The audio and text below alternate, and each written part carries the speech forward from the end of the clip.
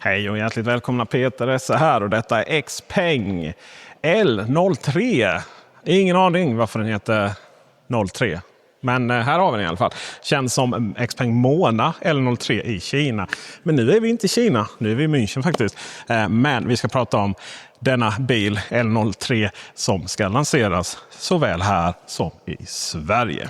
Det här inslaget presenteras i samarbete med Avilo.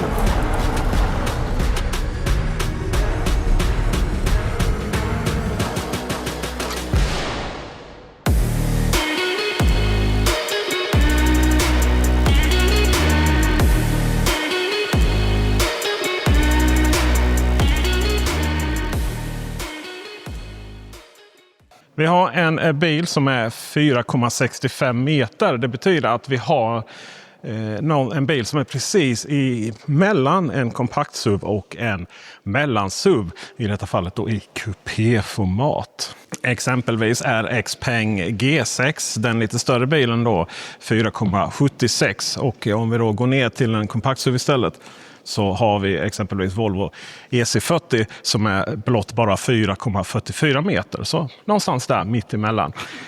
Det här borgar ju då för en kompakt SUV, kupé, SUV, någonting sånt som har ganska så mycket utrymme. Men vi börjar med specifikationerna.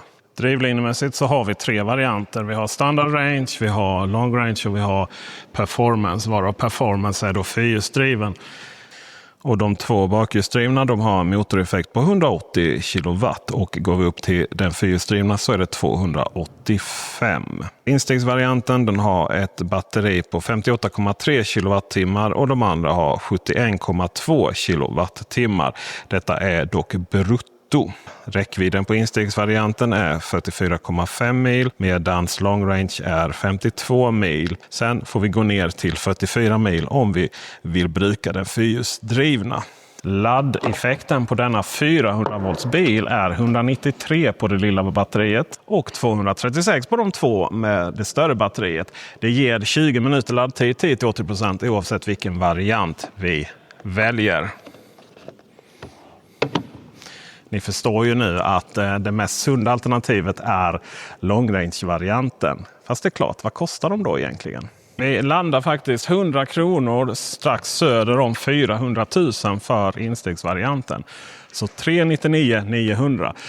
Därefter sen så går vi upp till 440 för en variant med större batteriet och 480 om vi vill ha den fyrhjulsdriven. Sen finns det en fyrhjulsdriven som är ännu fetare då, med lite finare fälgar och lite annat sak som kommer, framförallt systemmässigt med mer Turing chip som de kallar sina fina AI-mojänger som sitter i bilen, och då handlar det om lite självkörning och sådana saker som vi inte riktigt är redo för Europa ännu. Men det är ju himla sunda priser måste jag säga. Den vita kulören är standard, och vill vi ha den här gråa eller svart eller den lila som är ganska så snygg skulle jag säga, då tillkommer en liten kostnad. Till det kan vi köpa till en dragkrok, då får vi dra 1500 kilo, den kostar 10 000, den är manuell så vi får haka av och på den själva. Där är själva bagageutrymmet. Och då hittar vi ungefär 500 liter. Och här har vi också då den här dragkroken. Väldigt standard, men ja, visst. Fäller vi sätena, det kan vi göra en och en faktiskt. Så att vi kan faktiskt fälla denna. Så, titta. Det är nästan som att ha skidlucka. Då har vi 1640 liter. Ja, nu får vi fälla den också då naturligtvis. Vi har 12 volt där, och vill vi ha vehicle to load då får vi ta det via laddporten. Vi har inte det på insidan. Men det är väl gott nog. Vi har faktiskt en frunk också på runt 100 vattenliter. Innan vi öppnar den så vill jag bara konstatera det här. Ni vet när så här generativ AI var lite halvdan, ChatGPT i dess tidiga dagar, och det inte riktigt fick ihop det om man bad om någonting. Då hade liksom denna designen varit så här typ, designa en mindre variant av en Polestar, och så blir det lite knasigt. Den är väldigt bullig den här fronten, men på något sätt också lite charmig. Det är ju mycket utrymme. Helskotta vilken förnuftig bil detta är. Vi ska faktiskt kolla på en annan bil här lite snabbt just när det kommer till frunken, för den här är lite speciell. Vi har nämligen ingen frunk. Vi har nämligen ingen frunk. Vi har faktiskt en liten bensinmotor i den här bilen. Och den heter då Power X. Och den här lilla motorn, det är alltså en räckviddsförlängare. Så det finns en variant av räckviddsförlängare som laddar upp batteriet, så den är inte kopplad till hjulen på något sätt. Och då är det den bakhjulsdrivna, det vill säga med 180 kW motor. Men batteriet är på under 40 kWh. Och vi AC-laddar bara med enfas och lite sådana saker. Men man har valt att ta in en 445 000 riksdaler kommer den kosta i Sverige. Vi går tillbaka till vår hel-el istället. Där var det förvaringen. Vad smidigt. Jag är 86 och jag har ju inga som helst problem att sitta ner. Det är också bra stöd. Sitter bra, kan ha fötterna under sätet. Man glömmer att den är lite SUV idag, den här bilen. Eller inte så lite heller. Alltså den har höjden med sig. Vi sitter bra i sätena. Även handflata upp till panoramataket. Kurvhandtag på alla ställen. Utom förare. Vi har lite sådana här tillbehörshållare. Vi har en USB-C. Det är inte 3-zons-klimat. Får ha samma temperatur här bak som där fram. Gött nackstöd. Ja, allt som allt. Otroligt mycket utrymme.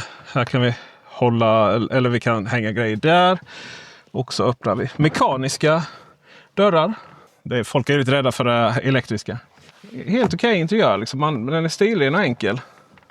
Lite snyggt med de här lamporna här. Sådär. Nice. Det här inslaget presenteras i samarbete med Laddbox-killarna. Helhetslösningar för laddning av elbilen och energilagring till villan, i bostadsrättsföreningen och på företaget. Alltid med transparenta priser, egna certifierade elektriker och kort installationstid. Du hittar din laddbox på laddboxkillarna.se. Macrent, din fullserviceleverantör med Sveriges största Apple-lager.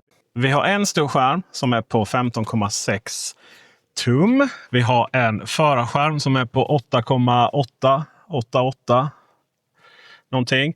Och sen har vi faktiskt en head-up-display också i den här bilklassen i det här priset. Det är väldigt sällan vi har det. Motsvarande 26 tum säger de. Härlig ratt. Vill ju köra bilen naturligtvis. Men det vi ser, och vi har då rattknappar. Hade kunnat, de var inte riktigt lika liksom, premium som G6 och G9. Men det var bra musik. Volym upp och ner. Hade vi där, va? Ja, och där hade vi temperaturen upp. AC. Nice.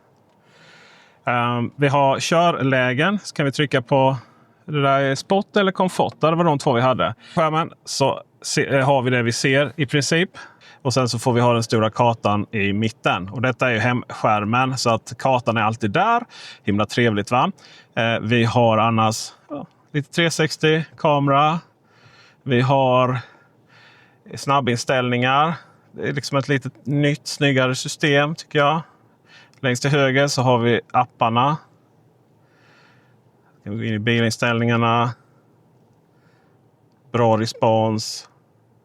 Menyn här nere kan vi konfigurera precis så som vi vill ha det. Vi drar ner, vi kan till och med ha lite musik. Ska vi dra ner musik? Får den plats där? Det gjorde den inte, för det var en. Då får vi ta bort. Kan vi ta bort den exempelvis? Så flyttar vi så. Och så vill verkligen ha ner min musik där. Och då får vi plats med den. Det fanns mycket som vi kunde konfigurera. Det är precis så här vi vill kunna göra det. Vi vill bestämma vad vi vill ha här nere. Det är apparna där uppe. Snyggt och smidigt. Vi har däremot ingenting som vi kan dra ner där uppifrån, men det har vi som vi behöver där nere.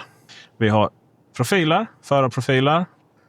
Jag har precis konfat en annan bil i en annan video som det var 100 till 50 000, 100 000 och helt plötsligt uppe vid 1 miljon bara för att få allt som vi vill ha i en bil. Och här ingår allting i princip då. Och ingår det inte så kan vi inte göra något sånt där, för då det finns liksom inga tillägg förutom kulören och dragkroken. Vi har magnetfästen här och här uppe och där som gör att vi kan liksom sätta olika tillbehör. Och vi har en maffig mittkonsol, så vi får lite cockpitkänsla. Vi har induktionsladdare, vi har mer förvaring här nere och så har vi 12 volt där. USB-C hittar vi här och en USB-A faktiskt. Ja, ser där ja. 2 mugghållare. Härlig, stilren och bra interiör. Ja, men Xpeng är farliga. Nästa steg i den här resan av den här bilen, det är ju att provköra den. Och det kommer vi väl förhoppningsvis göra någon gång i framtiden, va? Så se till att prenumerera om du inte redan gör det. Ge en tumme upp, så hörs vi syns i nästa video. Hej!